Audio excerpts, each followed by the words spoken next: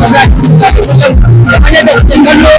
filin ta fita muna tare da wani kallo wa masoyin annabi sallallahu alaihi wasallam masoyin annabi wani farin ciki da nake da wannan rana alhamdulillah yau muna cikin farin ciki wanda baya musuntuwa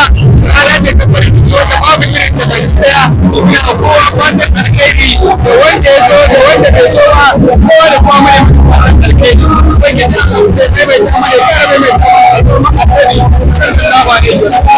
annabi sallallahu alaihi wasallam akwai shahirai da yawa wasu ya annabi sallallahu alaihi wasallam da suka fito wannan lokaci amma da mana da bi'a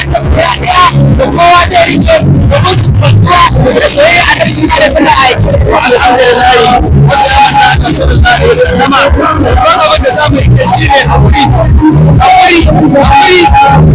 ya karki hakuri babu abin da ba za a cimma ba sallallahu alaihi wasallama aiki masa abubuwa wanda